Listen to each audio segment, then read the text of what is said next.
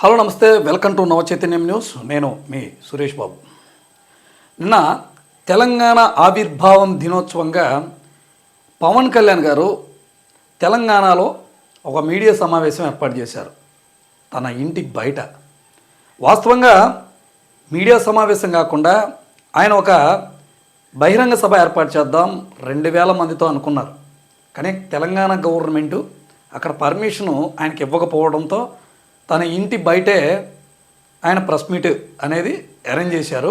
Press meet అంటే ఆయన మాట్లాడారు తెలంగాణను ఉద్దేశించి. 2000 మంది ఆయన అంచనా వేసుకున్నారు. ఇంచుమించు అక్కడ కూడా జనాలు బాగానే వచ్చారు. పవన్ కళ్యాణ్ గారి సభలు అంటే మరి జనాలు బాగానే వస్తారు, యువత ముఖ్యంగా ఎక్కువగా ఉంటారు. కేరింతలో నడుమ మరి విజిల్స్ నడుమ ఆయన ఇచ్చేటువంటి పంచ్ డైలాగులకి యువతంతా కూడా ఉర్రు తొలుగుతూ అసలు ఆయన మాట్లాడే ఛాన్సే ఇవ్వాలి. మనం చూస్తూ ఉంటాం ఇక బహిరంగ సభల్లో. ఇక విషయానికి వస్తే ఆయన స్పీచ్లు ఎలా ఉంటాయో రాజకీయ పరంగా అందరికీ తెలుసు, ముఖ్యంగా ఆంధ్రప్రదేశ్ ప్రజలకు తెలుసు. ఆయన భాషలోనే చెప్పాలి అంటే, ఒక సినిమాలో ఒక హీరోది పోలీస్ పాత్ర అయితే దాంట్లో ఇమిడిపోయి వాళ్ళు యాక్టింగ్ చేస్తారు.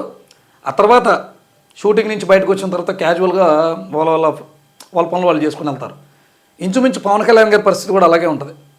ఏదన్నా బహిరంగ సభ పెడితే ఆ సభ ఉద్దేశాన్ని అక్కడ మాట్లాడుతూ ఊగిపోయి ఒక ఉద్యమకారుడు చేగువేరాని మించి మాట్లాడతారు. ఆయన ఉద్యమాన్ని నింపుతారు అక్కడ ఉన్నటువంటి సభలో, అంత ఎనర్జెటిక్గా మాట్లాడతారు. కానీ బయటకు వచ్చిన తర్వాత ఆ సభలో ఏం మాట్లాడారో తనకు కూడా గుర్తుండదని ఒక వాదనలు అయితే ఉన్నాయి. ఏపీలో అలాంటి మీటింగ్స్ కానీ అలాంటి బహిరంగ సభలు కానీ చాలా ఉన్నాయి. ఎన్నికల క్యాంపెయిన్స్లో మనం చూడొచ్చు. ఉదాహరణకు ఏపీలో ఆయన 2019లో ఎంచుకున్న 2024 ఎంచుకున్న ఎజెండా సుగాలి ప్రీతి కేసు అనమాట. ఇప్పుడుగా నేను ఎట్లా కొడితే అంతగా వస్తుంది. సరే, ఇక విషయానికి వద్దాం. పవన్ కళ్యాణ్ గారు తెలంగాణ వెళ్తారంట, అక్కడ వీధుల్లో తిరుగుతారంట, సమస్యలపై పోరాడతారంట. ఇది మంచి విషయమే. ఎందుకు పోరాడతారు, అసలు ఎందుకు ఆ సిచ్యువేషన్ వచ్చింది, ఆయన ఎందుకు అక్కడ బహిరంగ సభ పెట్టాల్సి వచ్చిందంటే దాని వెనకాల ఉన్నది బీజేపీ అని అందరికీ తెలిసినటువంటి విషయమే. తెలంగాణలో బీజేపీ బలపడటానికి మరి ఒక ప్లానింగ్గా బయట రాజకీయ విశ్లేషకులు చెప్తున్నారు. సరే, నేను తెలంగాణలో ఎందుకు ఆయన ప్రెస్ మీట్ పెట్టారు, ఎందుకు తెలంగాణ నేతలు కాంగ్రెస్ నేతలను టార్గెట్ చేశారు, రాహుల్ గాంధీని ప్రియాంక గాంధీని అలాగే కొందరు కాంగ్రెస్ పార్టీ నేతల్ని తెలంగాణ ఉద్యమకారులను ఎందుకు టార్గెట్ చేశారో మనం ఒకసారి పరిశీలిస్తే, గతంలో ప్రొఫెసర్ నాగేశ్వర్ ఒక చిన్న అనాలిసిస్ చేశారు. అది చిన్న అనాలిసిస్ ఏం కాదు, అది పెద్ద బిగ్ అనాలిసిస్. అమిత్ షాని పవన్ కళ్యాణ్ గారు కలిసినట్టు, జగన్మోహన్ రెడ్డి గారిని అరెస్ట్ చేయమన్నట్టు, దానికి అమిత్ షా గారు ఒప్పుకోనట్టు, తిరిగి పవన్ కళ్యాణ్ గారు తిట్టినట్టు ఆయన ఏదో అనాలిసిస్ చేశారు. అది బయటకు వచ్చిన తర్వాత పవన్ కళ్యాణ్ గారు దాని మీద కౌంటర్ ఇవ్వటం, ఆ తర్వాత ప్రొఫెసర్ నాగేశ్వరరావు గారు తన మాటల్ని ఉపసంహరించుకోవటం, ఇవన్నీ మనం చూసాం. అది అంతటితో ఆగలేదు. అగ్గి రగులుకొని కొంతమంది పవన్ కళ్యాణ్ గారి అభిమానులు, పార్టీ నాయకులు ఆయన పైన కేసు కూడా పెట్టారు.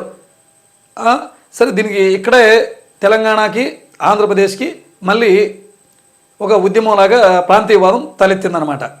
దాని తర్వాత పవన్ కళ్యాణ్ గారు ఒక చెరువు కబ్జా చేశారని ఇవన్నీ బయటకు వచ్చినాయి. సరే, ఇవి అన్నిటికీ కౌంటర్ ఇచ్చినట్టు ఉంటుంది. అలాగే బీజేపీనో మరి జనసేననో అక్కడ బలపరచడానికి పవన్ కళ్యాణ్ గారు పర్మిషన్ అడిగారు. కాబట్టి వెనక ముందు బీజేపీయే కాబట్టి వాళ్ళు పర్మిషన్ ఇవ్వలేదు. ఇంకోటి ఏంటంటే ప్రాంతీయవాదాన్ని రెచ్చగొట్టేలాగా మాట్లాడతారని ఒక భయంతోనో మొత్తానికి ఎలాగో అయితే పర్మిషన్ అయితే అక్కడ ఇవ్వలేదు. సరే, ఈయన ఆగుతారా అంటే ఆగలేదు. ఆయన మాట్లాడారు అని అనుకున్నది ఆయన పబ్లిసిటీ అయ్యారు. అక్కడ జనాలు వచ్చారు, మీడియా వచ్చింది, అంతా పవన్ కళ్యాణ్ గారు అంటే రాకుండా ఉంటారు కదా. సరే, ఈ సందర్భంగా కాంగ్రెస్ నాయకులకి గట్టి కౌంటర్ ఇచ్చారు. అలాగే తెలంగాణలో ఇంకా ఆయన పైన మాట్లాడిన యూట్యూబర్స్కి మొత్తానికి, డిజిటల్ మీడియాకి మొత్తానికి గట్టి కౌంటర్లే ఇచ్చారు. తెలంగాణ సమస్యల మీద మేము పోరాడుతాం, గలం విప్పుతాం, ఇక్కడ తిరుగుతాం, మేమెవరు మమ్మల్ని ఆపుతారో చూస్తాం.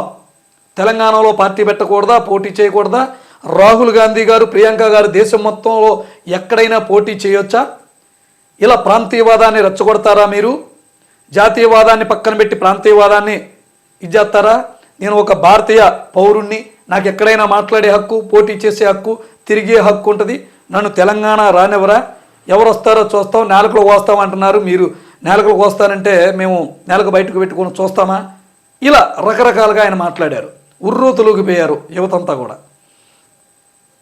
సరే, ఇక ఈయన విషయంలో మరి ప్రజలు ఏమనుకుంటున్నారనే విషయానికి వస్తే, ప్రజలే కాదు, గతంలో అక్కడ కేసీఆర్ కానీ కేటీఆర్ కానీ వీళ్ళందరూ కూడా ఒకటే అన్నారు, నువ్వు రా, ఎవరా పేరు నిన్ను వచ్చి పోటీ చేయి అని చెప్పి అన్నారు. నువ్వు మహానాయకుడువా లేకపోతే నువ్వు ఇదే ఏదన్నా నువ్వు వచ్చి పోటీ చేయమని చెప్పారు. అసలు ఎవరు ఆపారు మిమ్మల్ని? ఇప్పుడు కూడా అదే అడుగుతున్నారు తెలంగాణ వాళ్ళు, ఎవరు ఆపారు మమ్మల్ని? పోటీ చేయొచ్చు కదా, పార్టీ పెట్టుకుంటానంటే వద్దన్నారా? సరే, పవన్ కళ్యాణ్ గారు అక్కడ ప్రాంతీయవాదాన్ని ఇచ్చేలాగా గద్దరికి ఏదో బండి కొనిచ్చారని, గతంలో నేను తెలంగాణ బిడ్డనని, తెలంగాణలో నక్సల్స్ ఏరియాలో నేను తిరిగానని, చాలామంది యువత తన వెంట నడిచారని అని చెప్పుకుంటూ వచ్చారు. అక్కడ తిరిగి మీరు ఏం చేశారని ఇప్పుడు అక్కడ ప్రజలు అడుగుతున్నారు. మీరు తిరగటం వల్ల ఏదో ఒక ఏరియాలో ఒక పంపేసి దాని గురించి, ఆ మంచినీళ్ళ పంపేసి దాని గురించి అక్కడ మాట్లాడుతున్నారు. తెలంగాణ సమస్యల మీద పోరాడతామన్నారు. ఏపీలో సుగాలి ప్రీతి కేసు మీరు 2024 ఎజెండాగా ఎత్తుకున్నారు కదా, మరి ఆ కేసు సంగతి ఏంటని ఏపీ ప్రజలు అంటున్నారు. అసలు ఏపీలో ఇన్ని సమస్యలు పెట్టుకొని తెలంగాణలో వెళ్ళి పోరాడతానంటారేంటి? ఇక్కడ అదే ప్రశ్నలు ఇక్కడ తలెత్తుతున్నాయి. ఇక్కడ 20 సంవత్సరాలు అవుతుంది పార్టీ పెట్టి, 20 సంవత్సరాల నుంచి ఓన్గా పవన్ కళ్యాణ్ గారు పోటీ చేసింది లేదు. ఎప్పుడు పొత్తు కోసం వెళ్తూ ఉంటారు. చంద్రబాబు నాయుడు గారితో పొత్తులేంది, బీజేపీతో పొత్తులేంది ఆయనకి ముందు అవ్వదు. 2019లో పోటీ చేసి 2 చోట్ల ఓడిపోయారు. 2024లో ఎలాగోలా విన్నింగ్ అయ్యారు. ప్రజలు తీర్పానికి అనుకూలంగా ఇచ్చారు. ఆయన అదృష్టమో ఎట్లాగోలా గెలిచారు. గెలిచిన తర్వాత ఇక్కడ పంచాయతీ శాఖ మంత్రిగా ఉన్నారు, పర్యాటక శాఖ మంత్రిగా ఉన్నారు. ఇంకా ఆయన చూసే కొటారి చాలా ఉంది. రేషన్ బియ్యం మీద ఉక్కుపాదం మోపుతానన్నారు. అది ఇంత మట్టికి లేదు. ప్రజలు తినలేకపోతున్నారు. బియ్యం ఎక్కువ వండుకుంటే వండుకోలేని పరిస్థితి, మిగలు ఉడికితే తినలేని పరిస్థితి. నిత్యావసర ధరలు రెక్కలు కట్టుకొని వెళ్తున్నాయి. మరి కేంద్రంలో బీజేపీతో మీరు సన్నిహితంగా ఉంటారు. పెట్రోల్ డీజిల్ కొరత చూపి ఇప్పుడు రేట్లు పెంచితే పెట్రోల్ డీజిల్ ఇప్పుడు ఆటోమేటిక్గా నిత్యావసర సరుకుల రేట్లు పెరుగుతున్నాయి. మరి ఏం మాట్లాడతారు? ఇంకా ఇన్ని సమస్య ఇక్కడ పెట్టుకొని తెలంగాణ వెళ్ళి పోరాడతారు. అసలు ఏపీలో మీ పార్టీకి గట్టి బలం ఉందా? 22 మంది మీరు ఇక్కడ గెలిచారు. 22 మంది ఎమ్మెల్యేలు మీ సొంత వాళ్ళేనా? టీడీపీ రెఫర్ చేసిన వాళ్ళ? ఇంకోటి ఏంటంటే గ్రామ స్థాయిలో ఇక్కడ పార్టీ బలోపేతం లేదు మీకు. మండల స్థాయిలో అక్కడక్కడ మట్టుకి నిలబెట్టారు, మండల స్థాయిలో వరకు ఉన్నారు. గ్రామ స్థాయిలో మీ జెండా మోసేవాళ్ళు గట్టిగా లేరు. రేపు పంచాయతీలో ఎన్ని సీట్లు మీరు గెలుచుకోరో, ఎన్ని సీట్లు ఇక్కడ పోటీ చేస్తారో కూడా తెలియనటువంటి పరిస్థితి. తెలంగాణ వెళ్ళి వాళ్ళని బెదిరిస్తున్నారు. తెలంగాణ ఆవిర్భావ దినోత్సవం సందర్భంగా అక్కడికి వెళ్ళి ఆయన మాట్లాడుతున్నారు అన్నమాట. తెలంగాణలో కూడా పోటీ చేస్తామని. ఆంధ్రాలో ఇంత పొత్తుంటేనే గెలవడానికి అంత టైం పట్టింది. ఎవరో ఇక్కడ పొత్తులు ఇస్తేనే కానీ గెలవలేనటువంటి పరిస్థితి. తెలంగాణలో అక్కడ పెద్ద పెద్ద పార్టీలు ఉన్నాయి. అక్కడ కేసీఆర్ లాంటి నాయకుడు ఉన్నారు, కేటీఆర్ లాంటి నాయకుడు ఉన్నారు, రేవంత్ రెడ్డి గారు ఉన్నారు, ఇంకా బీజేపీ కాంగ్రెస్ నేతలు, ఇంతమంది సీనియర్లు ఉంటేనే అక్కడ ఇదవుతుంది. సరే, ఏపీలో మీరు పుంజుకుని మీరు ఏపీలో మరొక ప్రత్యామ్నాయ పార్టీగా ఉంటారా అనుకుంటే ఒక పార్టీతో మమేకమే పోటీ చేస్తున్నారు. మళ్ళీ మీకు మీరే కౌంటర్లు ఇచ్చుకుంటున్నారు. నేనేమన్నారు, నేను గెలవాలని ఇది లేదు, ఆంధ్రాలోనే లేనోడిని గెలిచే పరిస్థితులు ఎక్కడ పవన్ కళ్యాణ్ గెలిపిస్తారు మీరే అంటున్నారు కదా. అంత క్యాపబిలిటీ, అంత ఫోకస్ లేని నాయకులు మీరు ఎలా పోటీ చేస్తారు? అధికారం ఉంటేనే కదా ప్రజలకు మంచి చేసేది. అధికారం కావాలని కోరుకోవట్లేదని మీరే అంటారు, సీఎం చేయమని మీరే అంటారు. తెలంగాణలో సీఎం విజయ్ అక్కడ గెలిచారంటే ఫోకస్గా ఒకటే చెప్పారు, మాకెవరితోనో పొత్తులుండో, ప్రజలతోనే మా పొత్తు అని డైరెక్ట్గా సినీ గ్లామర్ ఉపయోగించి గెలిచారు. మీకు అంతకన్నా గ్లామర్ 2 రాష్ట్రాల్లో ఉంది, కానీ మీకు మీ మీదే నమ్మకం లేదు. మీరే బలహీనలని మీరే మీటింగ్లో చెప్తూ ఉంటారు. నాకన్నా బలమైన నాయకుడు చంద్రబాబు నాయుడు గారు అని చెప్తారు. ఇది పరిస్థితి అనమాట. అంటే ఇప్పుడు ఏపీలో మాట్లాడుకునేది ఏంటంటే, తెలంగాణ వ్యవహారం మీరు తర్వాత చూదురు కానీ ముందు ఏపీ సమస్యలు తీర్చాయా, ఇక్కడ నువ్వు ఏం చేసావని తెలంగాణలోకి వెళ్ళి ఉద్ధరిస్తావు.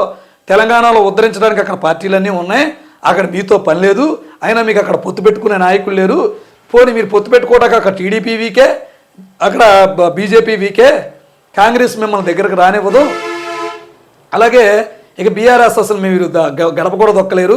ముందు మా ఏపీకి వచ్చి మీరు నిర్వహిస్తున్నటువంటి పంచాయతీ శాఖ ఏదైతే ఉందో మా పంచాయతీలని బంగారు పంచాయతీలలాగా తీర్చండి, పొత్తు లేకుండా పోటీ చేయండి, బలాన్ని పెంచుకోండి, మీ పార్టీ బలాన్ని, మీ పార్టీలో కష్టపడి పనిచేసిన కార్యకర్తల్ని పోటీ చేసే అవకాశం ఇవ్వండి అని చెప్పి చెప్పుకొస్తున్నారు. సో మొత్తం మీద పవన్ కళ్యాణ్ గారు మరి తెలంగాణలో మరి సభ వరకే అక్కడ హైలైట్ అవ్వడానికి వస్తా, పోటీ చేస్తా అని అక్కడ సవాళ్ళు విసిరి వస్తారా, లేదా నిజంగానే సీరియస్గా తీసుకుని అక్కడ కమిటీలు వేస్తారో చూడాలి. అక్కడ వేసే కంటే ముందు ఇక్కడ ఆంధ్రప్రదేశ్లో ఈయన గ్రామ స్థాయిలో కమిటీలు వేయగలుగుతారో లేదో చూడాలి ఎప్పుడైనా డిప్యూటీ సీఎం హోదాలో ఉండి.